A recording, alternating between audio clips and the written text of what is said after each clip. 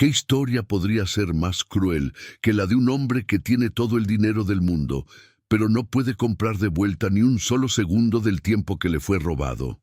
Esta es la historia de don Matías del Castillo, un millonario de Guadalajara cuyo imperio fue construido sobre las cenizas de una felicidad perdida, un hombre que en su lecho de muerte descubriría que la mayor tragedia de su vida no fue un accidente, sino una mentira. Durante 30 largos años vivió como un fantasma en su propia mansión, una fortaleza de lujo y silencio, donde su única compañía constante era el dolor. Cada pasillo resonaba con las risas de Elena, su esposa, y cada ventana reflejaba el brillo de sus ojos, inmortalizados en un retrato al óleo que Matías contemplaba durante horas y horas. Era un rey en un castillo vacío, gobernando un reino de recuerdos, amargado hasta el punto de alejar a sus propios nietos, pues en sus jóvenes rostros veía el futuro que él y Elena debieron haber construido juntos. Su fortuna podía mover mercados y derribar gobiernos, pero era impotente para llenar el vacío que la muerte de ella dejó, un abismo que lo consumía lentamente, día tras día.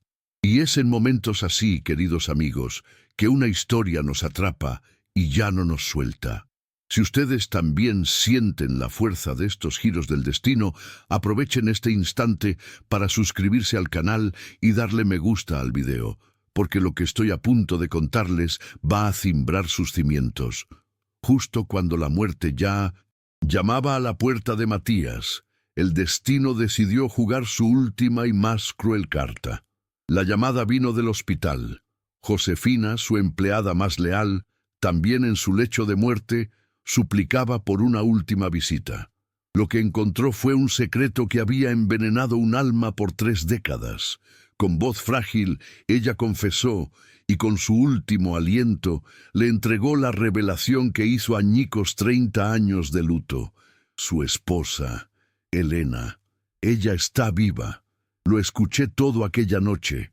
Busque a Ramiro Aguilar en Real de 14. El mundo de Matías, un mundo construido sobre la certeza de la pérdida, se derrumbó. El corazón que apenas latía, ahora tronaba en su pecho, no con la inminencia de la muerte, sino con el violento despertar de una esperanza imposible. El eco de las palabras de Josefina se convirtió en un vendaval dentro de la mente de Matías, barriendo 30 años de polvo y resignación. Por primera vez en décadas, el magnate que conquistó industrias enteras despertó de su letargo. El dolor en sus articulaciones, la debilidad de sus pulmones, todo fue eclipsado por una oleada de adrenalina que creyó extinta. Desde su cama, con una voz que recuperó un matiz del acero de antaño, comenzó a dar órdenes. Quiero a mi jefe de seguridad ahora y a mi abogado, que preparen un equipo, que investiguen a Ramiro Aguilar, que rastreen cada movimiento que ha hecho en los últimos 30 años. Pero las caras que lo rodeaban no reflejaban la urgencia que él sentía. Sus enfermeras intercambiaron miradas de preocupación. Su asistente personal anotaba las órdenes con una condescendencia apenas disimulada. Para ellos no era el resurgimiento de un león, sino el último delirio de un anciano moribundo. Veían a un hombre confundido, aferrándose a fantasías febriles. La frustración era una bilis amarga en su garganta. El poder que antes hacía temblar a juntas directivas enteras, ahora se disolvía en la compasión y el escepticismo de sus propios empleados. Gritó, exigió, pero sus palabras rebotaban en las paredes de su lujosa habitación, impotentes. Se dio cuenta, con una claridad aterradora, de que ya no era don Matías del Castillo, el titán. Era solo un viejo terco, un prisionero en su propio cuerpo y en su propia casa, un rey cuyo ejército ya no escuchaba su llamado a la guerra. La noticia de su episodio corrió como la pólvora por los pasillos de la mansión, llegando rápidamente a oídos de sus nietos. Su preocupación, sin embargo, parecía tener más Que ver con la fortuna que con el abuelo. Llegaron con la sutileza de un buitre, hablando en voz baja con los médicos sobre evaluaciones y proteger su legado. Argumentaban que el dolor y la medicación lo estaban haciendo alucinar, que esta obsesión repentina con un viejo rival de negocios y una esposa muerta hace mucho tiempo era una prueba de su incapacidad mental. Matías los escuchaba desde su habitación, sintiendo el peso de su soledad como nunca antes.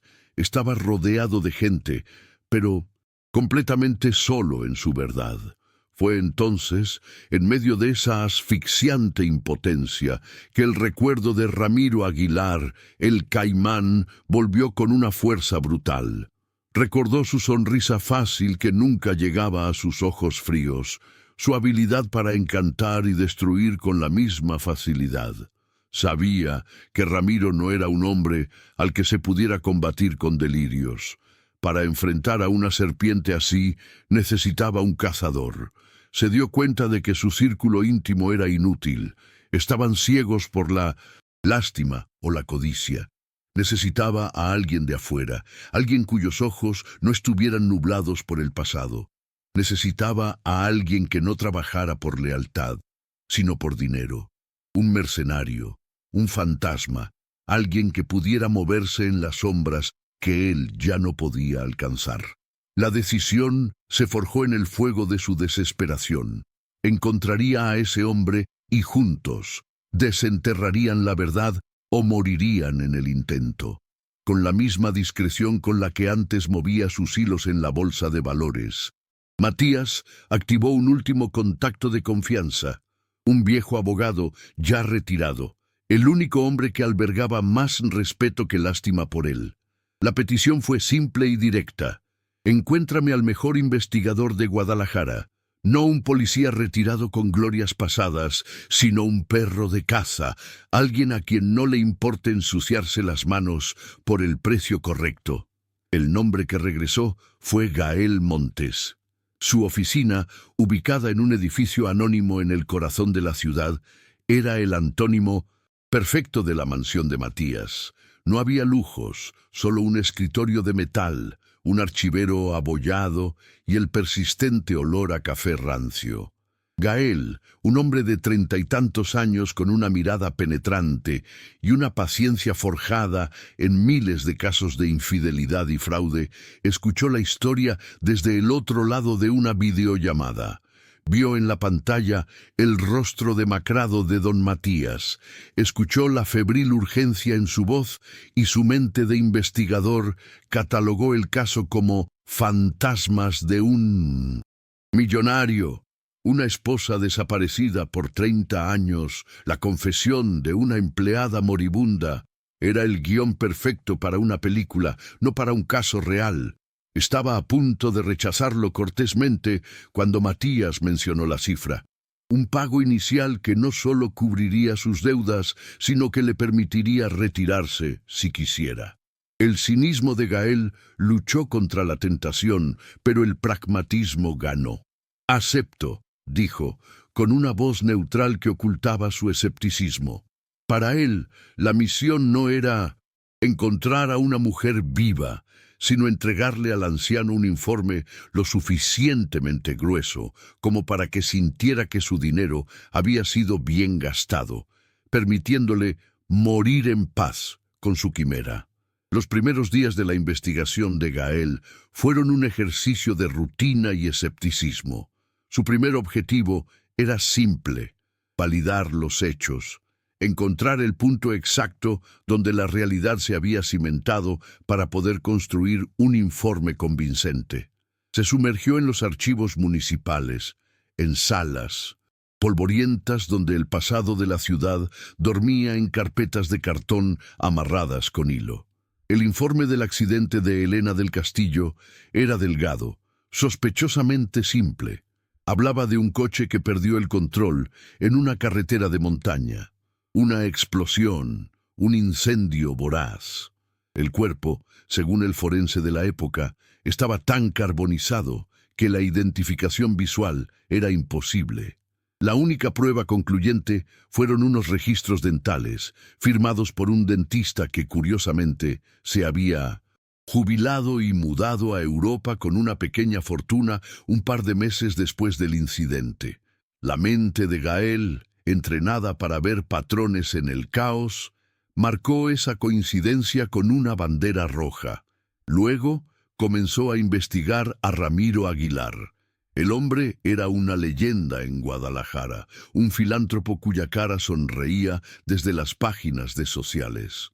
Pero Gael no se detuvo en la fachada. Usando contactos en los bajos fondos, ex periodistas de la Nota Roja y viejos policías, empezó a preguntar por el Ramiro de hace 30 años. Y ahí, en las sombras, encontró el apodo, el Caimán. Le contaron historias de un empresario depredador, un hombre que no conocía la lealtad y cuya amabilidad era solo la calma antes del ataque. La imagen del santo benefactor comenzó a resquebrajarse, revelando la silueta de un monstruo.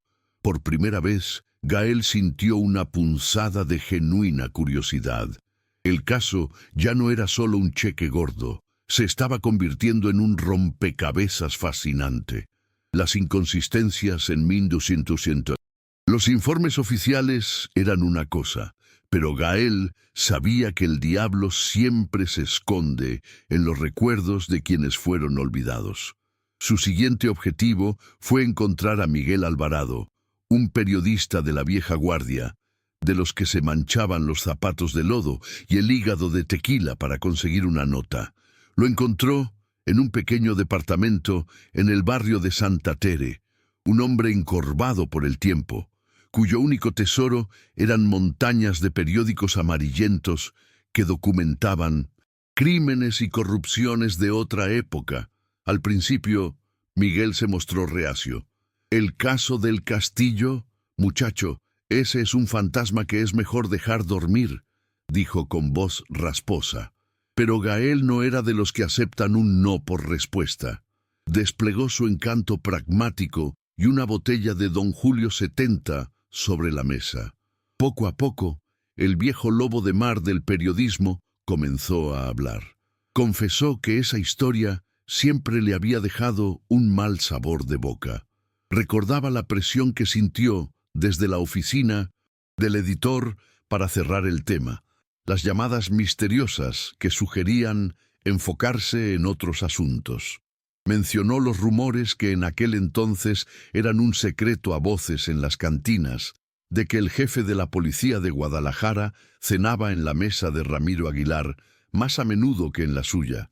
Y lo más importante, recordó cómo, tras la tragedia, el imperio de Matías se tambaleó y fue Ramiro, el Caimán, quien compró a precio de ganga dos de las constructoras más prometedoras de Matías.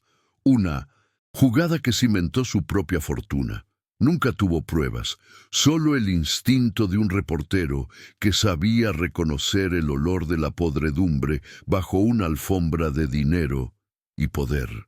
Mientras Gael desenterraba los fantasmas del pasado en las calles de Guadalajara, en la mansión del Castillo, Matías libraba una guerra en un frente mucho más íntimo y traicionero. Su propio cuerpo, la esperanza, esa emoción que lo había resucitado, era también un veneno que aceleraba su deterioro.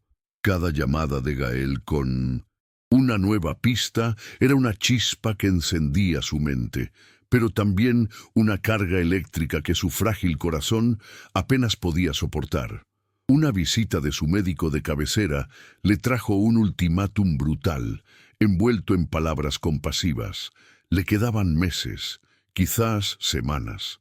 El tiempo se había convertido en su torturador personal.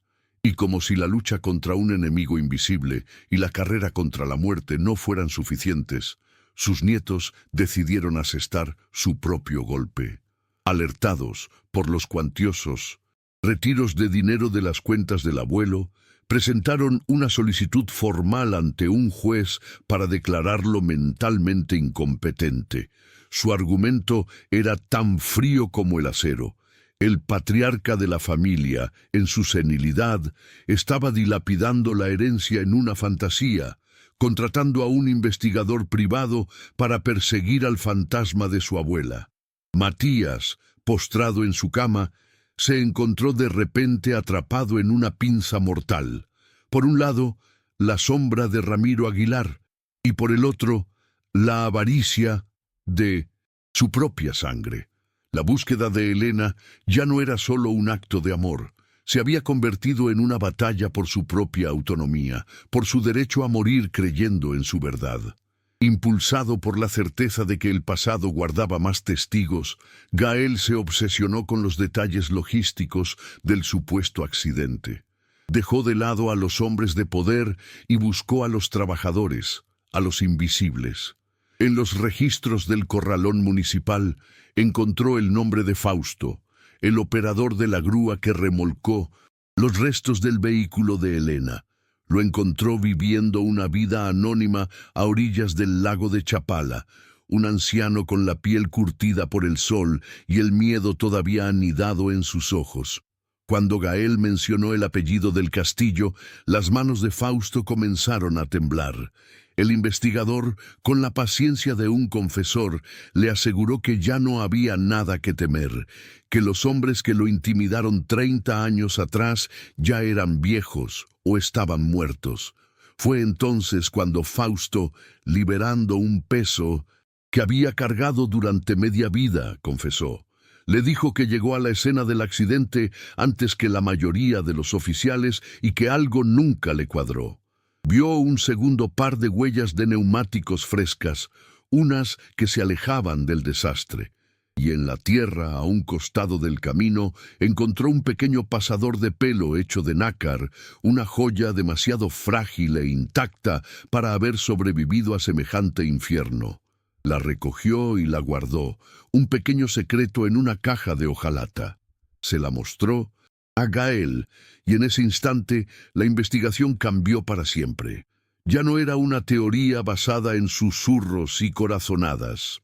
Por primera vez, Gael sostenía en su mano una prueba física, un objeto tangible que gritaba que la historia oficial era una farsa.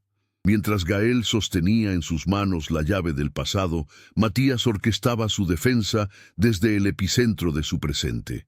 Su cama, su habitación, se había transformado en un cuartel general, con documentos legales esparcidos sobre las sábanas de seda y el zumbido constante de las llamadas a su abogado. Lejos de ser el anciano senil que sus nietos describían, Matías demostró que el león, aunque herido, no había perdido ni un ápice de su astucia. Dictaba estrategias legales con una lucidez que dejó perplejo a su propio abogado, citando cláusulas de memoria y anticipando cada movimiento de la parte contraria como si estuviera en una partida de ajedrez. Su mente era un arma perfectamente conservada.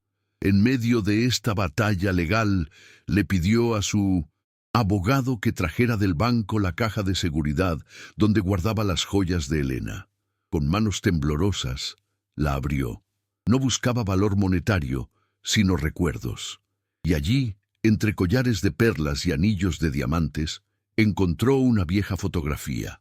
Era Elena, sonriendo a la cámara en una fiesta en el jardín, y en su cabello oscuro, una peineta adornada con pequeños pasadores de nácar, idénticos al que Gael le mostraría horas después por videollamada.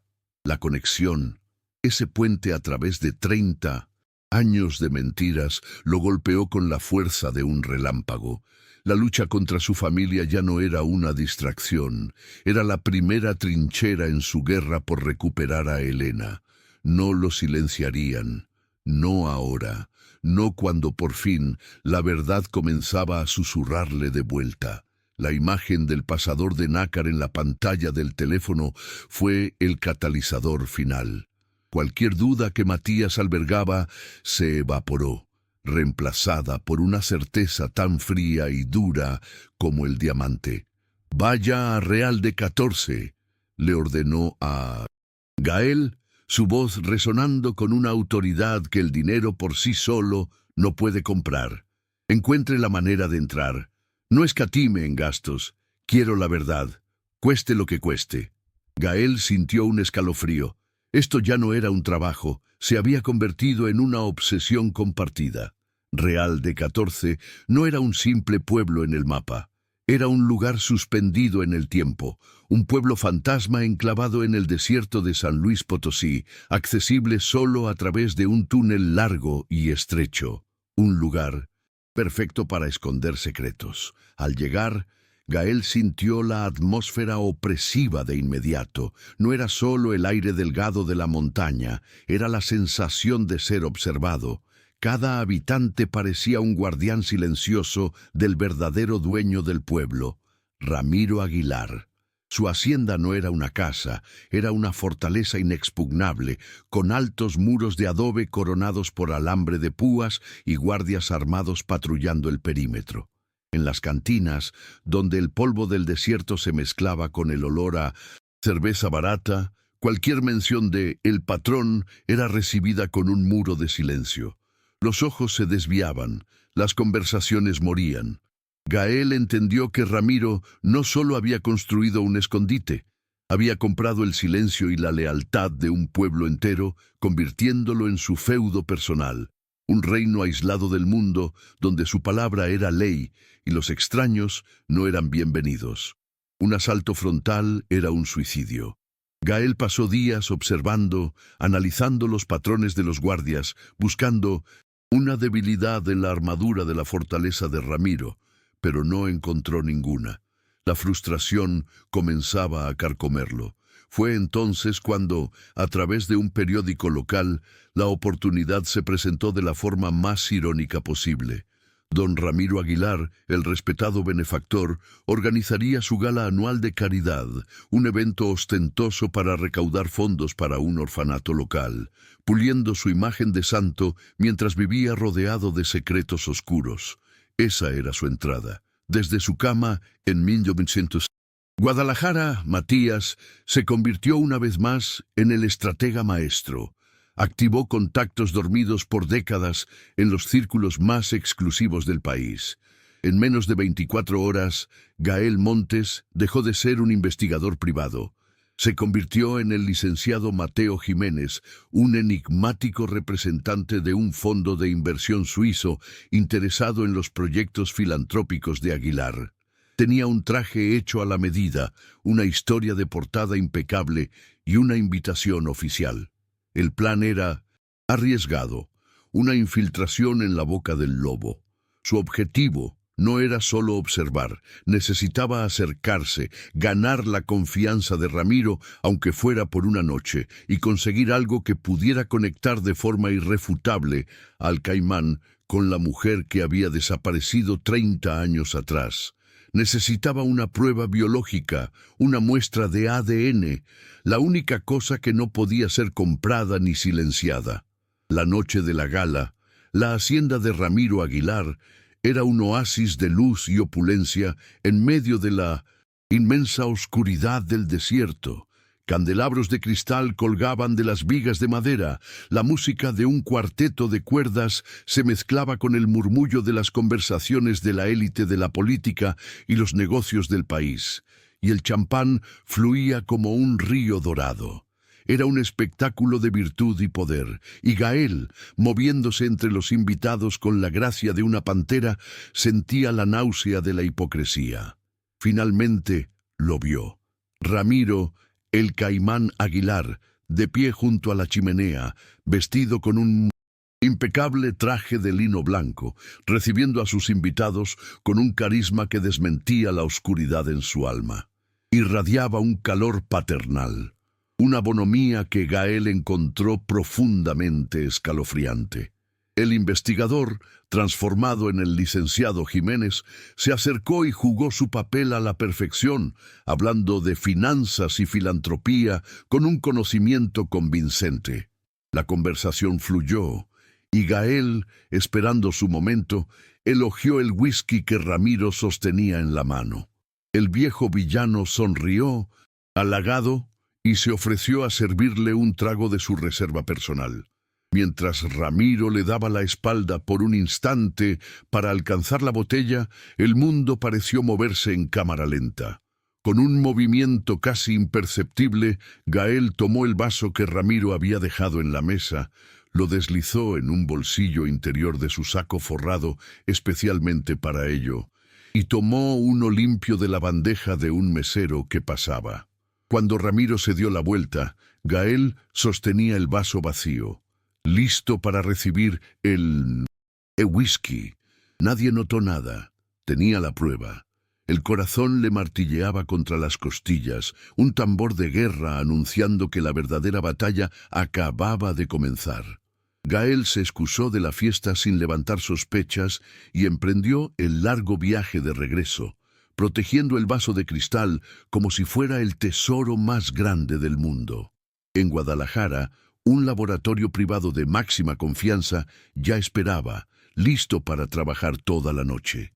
Matías ya había entregado una muestra de su propio ADN y, con una reverencia casi sagrada, los cabellos que quedaban en un viejo cepillo de plata de Elena. Pero en un último momento, impulsado por una premonición, un susurro helado en el fondo de su alma, Matías le pidió a su abogado que consiguiera una cuarta muestra, una colilla de cigarro desechada por el hijo de Ramiro, Arturo Aguilar, un hombre de casi 30 años que era el heredero de todo su imperio. La espera fue la tortura más refinada que Matías había conocido. Cada tic-tac del reloj, un martillazo en su cráneo. Finalmente, el teléfono sonó. La voz del técnico del laboratorio al otro lado de la línea era profesional, pero teñida de una incredulidad palpable. Señor del Castillo, tenemos los resultados. El ADN de Ramiro Aguilar está en el vaso. Y el cabello efectivamente pertenece a una mujer que comparte lazos maternos con usted, pero, señor, hay algo más. El joven Arturo Aguilar no tiene ninguna compatibilidad genética con Ramiro. Hubo una pausa cargada de tensión, pero su ADN es compatible en un 99.9% con el suyo y con el de la mujer del cepillo. Señor del Castillo, Arturo no es su hijo, es de usted. El teléfono se deslizó de la mano de Matías. La verdad no fue una luz de esperanza. Fue un golpe brutal, un mazazo que le robó el aliento y le partió el alma. Ramiro no solo le había robado a su esposa, le había robado a su hijo, y durante 30 años había obligado a Elena a ver cómo su propio niño llamaba papá al monstruo que la mantenía. Prisionera. La revelación no solo le rompió el alma a Matías, amenazó con romper el último y delgado hilo que lo ataba a la vida. El impacto fue tan brutalmente físico que los monitores médicos a su lado estallaron en una sinfonía de alarmas estridentes.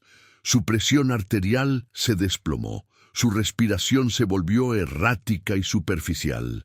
Las enfermeras irrumpieron en la habitación, encontrando a un hombre cuya mirada estaba perdida en un abismo de horror, su cuerpo convulsionando bajo el peso de una verdad insoportable. En el torbellino de su mente, las imágenes lo torturaban. Veía a Elena, joven y radiante, contándole con una sonrisa nerviosa que estaba embarazada. Veía a un niño pequeño, su hijo, dando sus primeros pasos hacia los brazos de Ramiro. Veía 30 años de cumpleaños, de navidades, de momentos robados, cada uno una puñalada en su corazón. Pero la culpa era el veneno más letal. La culpa por haber creído la mentira, por haber llorado en un funeral vacío, por haber construido un mausoleo de amargura en su corazón mientras Elena, su Elena, sufría un infierno en vida, un tormento diario que él ni siquiera podía empezar a imaginar. Se vio a sí mismo no como un titán de la industria, sino como el más grande de los tontos, un cobarde que había abandonado la búsqueda demasiado pronto. En ese momento, en el umbral de la muerte, don Matías del Castillo se sintió indigno de haber amado a Elena. Yacía en la cama, con el caos médico a su alrededor, sintiendo cómo la vida se le escapaba, un barco hundiéndose en un mar de arrepentimiento. Estaba a punto de rendirse, de dejarse llevar por la oscuridad, lo que habría sido la victoria final y silenciosa de Ramiro Aguilar. Pero entonces algo ocurrió. Quizás fue el rostro de Elena en el retrato, cuyos ojos parecían implorarle que luchara. O quizás fue la imagen de su hijo, Arturo, un hombre que no sabía que su vida entera era una mentira. El dolor no disminuyó, pero cambió de forma. Como el carbón bajo una presión inmensa, su agonía se cristalizó en algo nuevo, una rabia pura, helada y afilada. El empresario calculador, el estratega que aniquilaba a sus competidores, resucitó de entre las cenizas del anciano moribundo. Morir ahora sería un insulto a la resistencia de Elena. Con una fuerza que sorprendió a las enfermeras, tomó el teléfono. Llamó a Gael. Su voz ya no era la de un hombre desesperado, sino la de un general a punto de lanzar su ofensiva final. Una voz calmada, precisa y letal.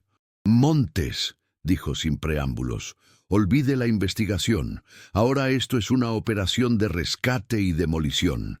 Quiero un plan para sacar a mi esposa de esa fortaleza, y quiero que empecemos a construir la ruina total de Ramiro Aguilar. No dejaremos piedra sobre piedra». La guerra había comenzado. Si estas historias de amor y sacrificio que desafían al tiempo también encienden algo en ti, suscríbete y dale me gusta, porque el plan que estos dos hombres están a punto de poner en marcha cambiará el destino de todos para siempre. Para Gael Montes, la llamada de Matías fue una sacudida eléctrica. Del otro lado de la línea, la voz del anciano frágil había desaparecido, reemplazada por la de un estratega implacable, un hombre que hablaba el lenguaje del poder y la aniquilación. En ese instante, Gael dejó de ser un simple investigador a sueldo para convertirse en el brazo ejecutor de una venganza forjada durante 30 años. El escepticismo se había transformado en un compromiso inquebrantable. Ya no se trataba solo de dinero o de resolver un misterio, sino de ser el arma de un león herido en su última y más feroz cacería. La dinámica de su trabajo cambió por completo. La habitación de hotel de Gael en San Luis Potosí y el dormitorio de Matías en Guadalajara se convirtieron en dos mitades de un mismo cerebro, conectadas por videoconferencias encriptadas. Matías, postrado pero con una mente que se movía a la velocidad de la luz, analizaba los planos y las imágenes satelitales de la hacienda que Gael le enviaba. Con la precisión de un ingeniero, identificaba puntos ciegos en las cámaras, debilidades estructurales en los muros y posibles rutas de infiltración. Era un espectáculo fascinante y aterrador. El viejo magnate, que había construido un imperio diseñando fortalezas de concreto y acero, ahora usaba todo su genio para planear cómo derribar una. Gael, por su parte, era sus ojos y oídos en el terreno, el soldado de infantería que verificaba cada teoría y cada hipótesis, moviéndose por las sombras de Real de 14. El primer paso del plan de Matías no era la fuerza bruta, sino la inteligencia. Un ejército sin información es un ejército ciego, le dijo a Gael en una de sus llamadas nocturnas. Ramiro ha construido su fortaleza sobre el miedo y el dinero. Debemos encontrar las grietas en sus cimientos. Siguiendo las directrices de su comandante a distancia, Gael comenzó a estudiar al personal de seguridad de la hacienda. Su objetivo era encontrar al eslabón más débil, y lo encontró, un guardia joven llamado Esteban, cuyo rostro mostraba el pánico de un hombre ahogado en deudas de juego. Gael no lo abordó directamente, orquestó un encuentro casual en una casa de apuestas en un pueblo cercano. Se presentó como un intermediario de gente poderosa, gente a la que no le gustaba la creciente influencia de Ramiro Aguilar. No ofreció un soborno, sino una solución, una oportunidad para que Esteban borrara su deuda y desapareciera sin dejar rastro. A cambio, solo pedía información que para un hombre en su posición sería fácil de obtener. horarios de cambio de guardia, la ubicación exacta de los aposentos de la señora, que nunca salía del ala oeste de la hacienda, y los códigos de desactivación temporal de las alarmas perimetrales. El joven guardia, atrapado entre el miedo a Ramiro y la desesperación de sus acreedores, sudaba frío. Gael mantuvo la presión. Su voz era una mezcla seductora de amenaza y promesa, sabiendo que la lealtad comprada con dinero siempre puede ser vendida a un precio más alto. Con la información del guardia como una daga bajo la manga y la batalla legal con sus nietos llegando a un punto crítico, Matías decidió que era hora de aplastar la rebelión familiar con una sola y brutal estocada de verdad. Convocó a sus nietos a una reunión en su biblioteca, un lugar que no había pisado en años. Ellos acudieron, acompañados de sus abogados, con la arrogancia de quienes se sienten a punto de ganar. Esperaban discutir los términos de su tutela, pero en su lugar se encontraron con una gran pantalla de video dominando la habitación. En ella, el rostro de su abuelo apareció, más formidable y lúcido que nunca. Sin rodeos, Matías les presentó la verdad. Proyectó en la pantalla el informe del laboratorio de ADN, las fotografías del pasador de nácar, los extractos de la confesión del periodista. Y luego les dio el golpe de gracia, la prueba irrefutable de que no solo su abuela estaba viva, sino que tenían un tío, Arturo, el hijo que le fue robado, criado por el mismo hombre que secuestró a Elena. La codicia en los rostros de sus nietos se desvaneció, reemplazada por un shock pálido y tartamudo. Su caso legal, construido sobre la arena de la supuesta senilidad de Matías, se derrumbó ante esa montaña de pruebas. «Tienen dos opciones», dijo Matías, su voz resonando con un poder gélido. «Retiran esta ridícula petición ahora mismo y usan su influencia para ayudarme, o los desheredo y me encargo de que cada periódico de este país publique la historia de cómo los nietos de Matías del Castillo intentaron encerrar a su abuelo mientras él intentaba rescatar a su abuela de un secuestro de 30 años. La amenaza no fue necesaria. La vergüenza y el asombro fueron suficientes para convertirlos en ese instante de buitres a peones en su tablero. Con el frente doméstico asegurado, toda la energía de la operación se centró en Elena. El joven guardia, Esteban, aterrorizado pero seducido por la promesa de una nueva vida, se convirtió en los ojos de Gael dentro de la fortaleza. A través de mensajes codificados, comenzó a pintar un cuadro de la vida de la prisionera. La llamaban la Dama del Ala Oeste. La describió como una mujer de una belleza melancólica, un fantasma que se deslizaba por los pasillos de su jaula de oro. Dijo que rara vez hablaba, que pasaba la mayor parte de sus días en un pequeño jardín privado, amurallado, al que solo ella y Ramiro tenían acceso. Siempre. Estaba vigilada, nunca estaba sola. Pero entonces, Esteban mencionó un detalle que para Gael parecía trivial, pero que para Matías lo fue todo. En ese pequeño jardín, la señora cultivaba obsesivamente un tipo muy específico de rosal, uno que daba unas rosas de un color rojo tan oscuro que parecían casi negras. Cuando Gael le transmitió esta información a Matías, un sollozo ahogado se escuchó al otro lado de la línea. Eran las rosas corazón negro, una variedad rara que Matías había cultivado para Elena en su antiguo jardín en Guadalajara. Era su flor.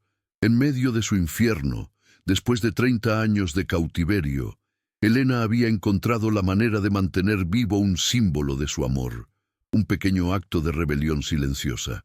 Ya no era solo una víctima que necesitaba ser rescatada, era un alma que seguía luchando, y por ella Matías desataría un infierno en la tierra. El plan se tejió con la precisión de un cirujano.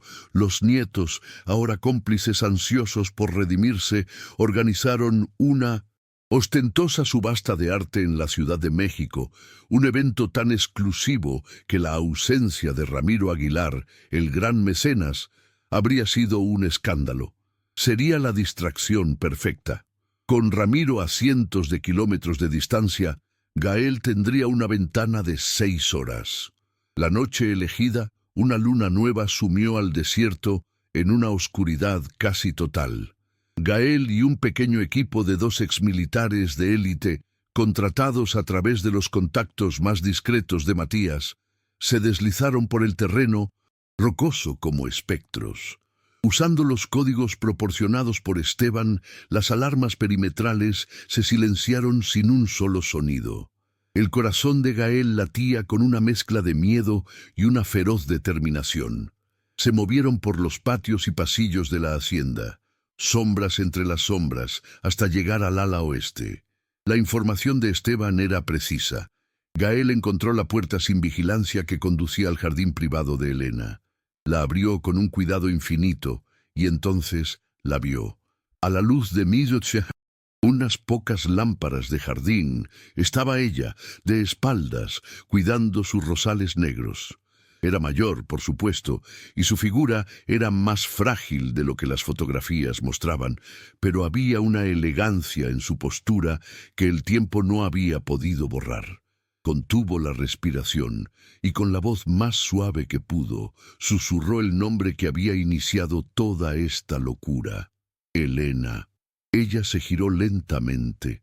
Sus ojos, aún hermosos a pesar de la tristeza que los habitaba, se abrieron con una mezcla de confusión y un terror primordial. Pero antes de que pudiera pronunciar una palabra, el mundo explotó en una luz blanca y cegadora. Los reflectores de seguridad del jardín se encendieron, convirtiendo la noche en día. De cada esquina surgieron guardias armados, rodeándolos en segundos, y de entre ellos, caminando con una calma teatral, apareció Ramiro Aguilar, con una sonrisa triunfante en el rostro. Nunca había ido a la Ciudad de México. La subasta era una farsa, una trampa diseñada para atraerlos. Esteban, el joven guardia, se encontraba a su lado, pálido y temblando. Había sido descubierto días atrás. Ramiro levantó un teléfono que sostenía en la mano. En la pantalla, la videollamada mostraba el rostro horrorizado de Matías, observando la escena desde su cama. «Siempre fuiste tan predecible, Matías», dijo Ramiro. Su voz era un veneno suave. «Te dije hace 30 años que ella nunca sería tuya. Y ahora, por tu arrogancia, tendrás el honor de ver en vivo cómo muere el último hombre que intentó arrebatármela». Con un gesto de la cabeza, sus hombres se abalanzaron sobre Gael, sometiéndolo con una violencia brutal. Todo el plan, toda la esperanza, se desmoronó en un instante. Matías solo podía mirar, atrapado en su cuerpo inútil, mientras el monstruo que le robó la vida se preparaba para darle el golpe de gracia final. La pantalla del teléfono se quedó en negro, pero la imagen de Ramiro, sonriendo con Gael sometido a sus pies y Elena paralizada por el terror, quedó grabada a fuego en la retina de Matías.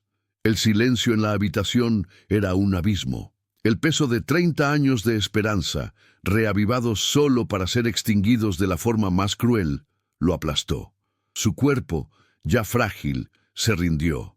Un ataque de tos violento le sacudió el pecho, y los monitores volvieron a chillar, sus luces rojas parpadeando como sirenas de una derrota inminente. Sintió el frío abrazo de la muerte, y por un instante lo deseó. Deseó el fin del dolor, de la culpa, de la humillación.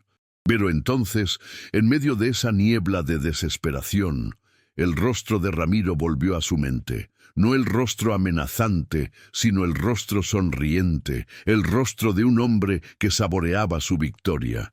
Y la pena se transformó en algo mucho más poderoso, un odio puro, volcánico. Ramiro, en su arrogancia, había cometido un error fatal. Al mostrarle a sus prisioneros, al regodearse en su poder, le confirmó a Matías que todavía estaban vivos. Le dio una ventana de tiempo, por pequeña que fuera. La vida no había terminado de jugar sus cartas, Y Matías del Castillo, el hombre que había construido un imperio apostando contra todo pronóstico, decidió que iba a jugar la última mano.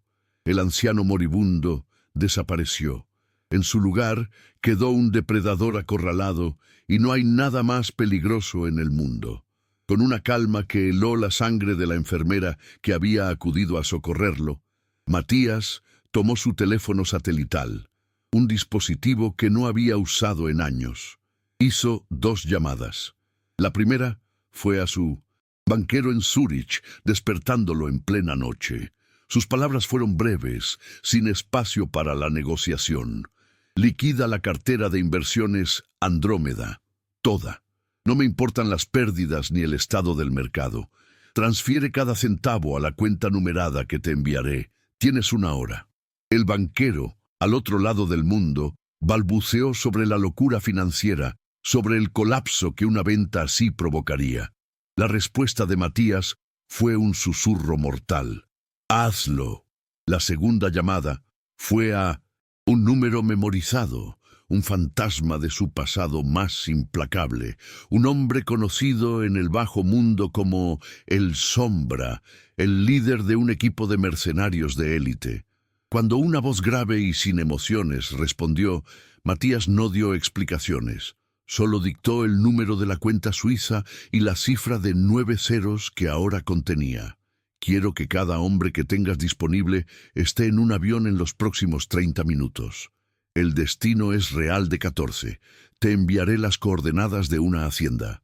La misión es una extracción, pero la orden es simple. Neutraliza toda la seguridad de Ramiro Aguilar. No quiero supervivientes entre sus guardias. El amanecer es tu fecha límite. Colgó el teléfono. Había quemado una fortuna. Había cruzado una línea de la que no había retorno. La ley y la moralidad ya no existían. Solo quedaba el fuego. Dentro de la hacienda, Ramiro Aguilar saboreaba el clímax de una venganza que había durado 30 años. Había encerrado a Gael en una bodega, golpeado pero vivo, como un trofeo para ser tratado más tarde.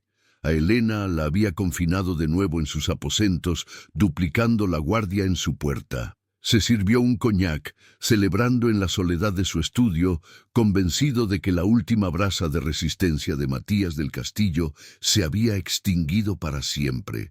Pero afuera, en el desierto, la noche se movía. No hubo el estruendo de un ejército, ni el rugido de motores. Solo un silencio que se hizo más profundo. Figuras vestidas de negro, equipadas con tecnología militar de última generación, emergieron de la oscuridad. Eran los hombres de El Sombra. Con una eficiencia espectral, cortaron las líneas telefónicas y la señal de Internet. Neutralizaron a los guardias del perímetro con una precisión silenciosa y letal. Se infiltraron en el sistema de seguridad, convirtiendo las cámaras de Ramiro en sus propios ojos. No fue una batalla, fue una erradicación sistemática. En menos de 15 minutos, la fortaleza inexpugnable se había convertido en una ratonera. Ramiro, sintiendo un escalofrío al notar el silencio absoluto en su radio, se dio cuenta demasiado tarde de que el cazador se había convertido en la presa. Mientras sus hombres terminaban de asegurar el complejo, un helicóptero de evacuación médica sin insignias descendió en el patio principal de la hacienda. Sus hélices levantaban un torbellino de polvo y arena. De él no descendieron soldados, sino un equipo de paramédicos que rápidamente desplegaron una silla de ruedas. Y en 1900, ella, pálido como un espectro, con un tanque de oxígeno a su lado, pero con los ojos ardiendo con la intensidad de un horno, estaba don Matías del Castillo. Había quemado sus últimas reservas de vida para estar allí, para ser el autor del capítulo final. Los mercenarios de El Sombra le abrieron paso, conduciéndolo a través de los pasillos donde ahora yacían los guardias de Ramiro, atados y silenciados. Lo llevaron hasta el gran salón, donde encontraron a Ramiro Aguilar, no ya como un rey en su castillo, sino como un prisionero rodeado. Los dos ancianos, enemigos mortales separados por 3 décadas de odio, se miraron. El aire se espesó, cargado con el peso de todo lo no dicho. Y en ese momento, para dar inicio al verdadero juicio, los hombres de El Sombra trajeron a un confundido y asustado Arturo, el joven que no sabía que estaba a punto de presenciar la demolición del hombre al que llamaba padre y el encuentro con el fantasma de su verdadero progenitor. «Hola, Arturo», dijo. Matías. Su voz era apenas un susurro, pero cortó el aire tenso como un cuchillo. «Perdona que nuestra primera conversación sea en estas circunstancias. Hay algo que debiste saber hace 30 años». Ignorando los gritos de Ramiro, que lo llamaba loco y mentiroso, Matías comenzó a relatar la historia. No era un recuento de negocios o traiciones, sino la historia de un amor. Habló de un jardín en Guadalajara, de un joven que cultivaba rosas negras para la mujer que amaba, la mujer que le dio la noticia de que iban a ser padres. Mientras hablaba, uno de los hombres de El Sombra proyectó en la pared blanca del salón el informe del laboratorio de ADN, con los nombres Matías del Castillo y Arturo Aguilar, resaltados en verde, mostrando una compatibilidad del 99.9%. Arturo miró las pruebas, luego miró al hombre que lo había criado, cuyo rostro ahora estaba descompuesto por el pánico. La fachada de padre amoroso se desintegraba, revelando al monstruo que había debajo. «Él no solo me robó mi negocio», continuó Matías, su mirada fija en Arturo. «Me robó a mi esposa y te robó a ti. Te robó el derecho a conocer a tu verdadera madre y la obligó a ella a verte crecer llamando Padá al hombre que la encerró». Cada palabra era un golpe de martillo sobre el pedestal de mentiras de Ramiro. La verdadera victoria de Matías no era la toma de la hacienda, sino ese momento, la aniquilación de su rival a través de la simple y aplastante fuerza de la verdad. Mientras el mundo de Arturo se hacía añicos y Ramiro balbuceaba, derrotado, las grandes puertas del salón se abrieron. 2 de los mercenarios escoltaron a Gael, magullado pero entero, quien asintió con la cabeza hacia Matías en señal de respeto. Y luego otros 2 hombres entraron, trayendo con ellos a una mujer que caminaba con la fragilidad de un pájaro con el ala rota. Era Elena. Sus ojos, nublados por décadas de cautiverio y desesperanza, recorrieron la escena. Vieron a los hombres armados, a Ramiro de rodillas, a su hijo Arturo paralizado por el shock, y entonces lo vio a él, sentado en una silla de ruedas, más viejo, más frágil de lo que su memoria le permitía recordar, pero inconfundiblemente él. Sus miradas se cruzaron a través del salón, un puente sobre un abismo de 30 años. No hicieron falta palabras. En ese instante se comunicaron todo el dolor, toda la añoranza, toda la injusticia y todo el amor que había sobrevivido al infierno. Matías levantó una mano temblorosa, un gesto de invitación. Elena, vacilante al principio, dio un paso, luego otro, y de repente el miedo se rompió y corrió. Se arrodilló junto a su silla de ruedas, sus manos acunando el rostro de Matías, sus lágrimas lavando las arrugas de un hombre que había cruzado las puertas de la muerte para encontrarla. No era un final de cuento de hadas, era algo mucho más real y doloroso. El reencuentro de 2 almas rotas, encontrando consuelo en los restos de lo que les habían robado. El amanecer en Real de 14 no solo trajo un nuevo día, sino el fin de una era. Ramiro Aguilar, el intocable Caimán, fue entregado por los hombres de El Sombra a una unidad de fuerzas especiales federales convocada por la última llamada de influencia que le quedaba a Matías. El escándalo fue un terremoto que sacudió al país. La historia del filántropo que había secuestrado a la esposa de su rival y robado a su hijo durante 3 décadas se convirtió en una leyenda negra de la noche a la mañana. Pero mientras el mundo exterior se deleitaba con el drama, para los del Castillo comenzaba la difícil tarea de vivir con la verdad. La libertad fue, para Elena, un país extranjero y deslumbrante. Se sentía desorientada en la inmensidad de la mansión de Matías, pero encontró su ancla en un pequeño trozo de tierra, donde comenzó a plantar un nuevo jardín de rosas negras. Para Arturo, la verdad fue un cataclismo. El hombre que lo crió era un monstruo, y sus verdaderos padres eran dos extraños unidos por una tragedia. Su camino hacia la sanación sería largo y arduo, un lento y torpe proceso de conocer a la madre, cuyo sufrimiento había presenciado sin entender, y al padre, cuyo legado de amor y furia acababa de heredar. No había abrazos fáciles ni soluciones mágicas, solo el esfuerzo diario de reconstruir un mundo sobre las ruinas de una mentira. Semanas después, el sol de la tarde bañaba el nuevo jardín de Elena. Matías, en su silla de ruedas, ya no luchaba.